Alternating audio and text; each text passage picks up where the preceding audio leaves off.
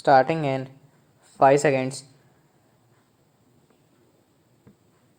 Sir, I would suggest for the consideration of the House, and this is what we have been attempting to do in our science and technology plan. Also, we should have a plan of developmental application of rural technology.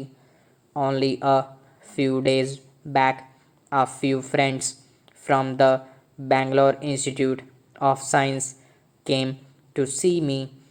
They said that they had formed a team, a team of scientists at the highest level who are teaching in that institute. They said that they decide to go to the village about 70 miles away from Bangalore and settle down there and then identify the problems there, trying to find out how science and technology could be applied for the purpose of removing backwardness there, for the purpose of improving the productivity, for the purpose of bringing about a better environment there. They have had some short term experience in functioning in that village. They told me that they were encouraged very much not only by the results which are coming out of their experiments but by the response from the scientific community. It is obvious from this perhaps that each high level scientific, technological, or technical institution should be asked to take over a specific area and concentrate their efforts there to find out how science and technology could be applied for the purpose of better development of that area and to increase the productivity.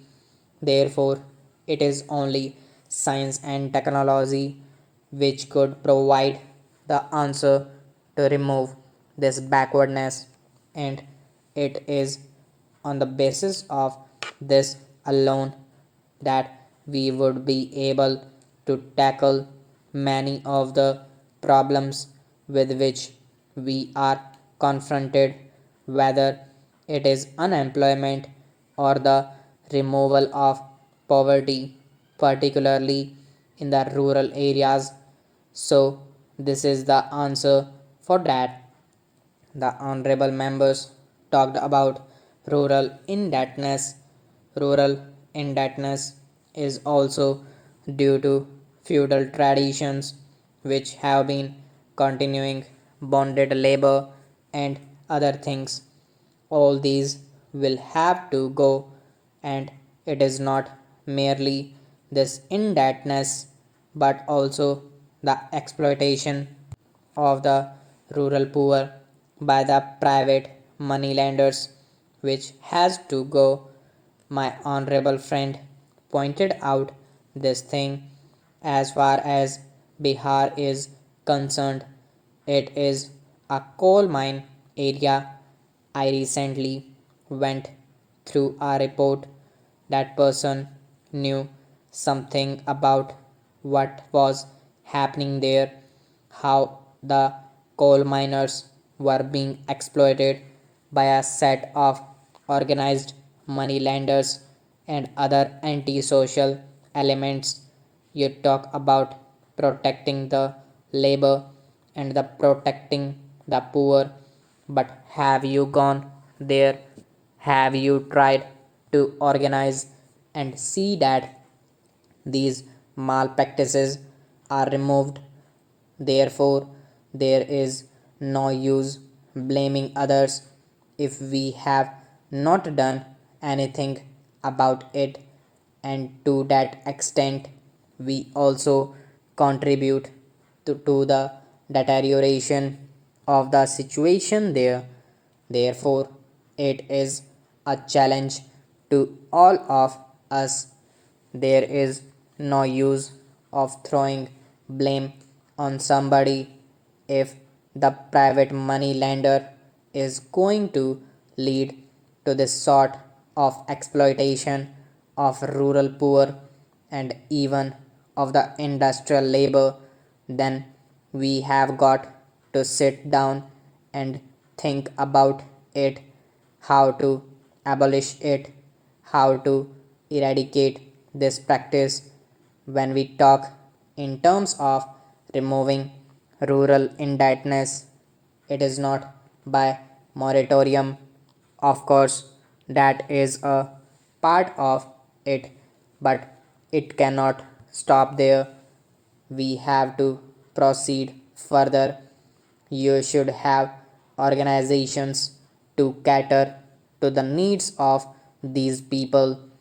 There also, they want to continue in the same old tradition. How do these people get indebted?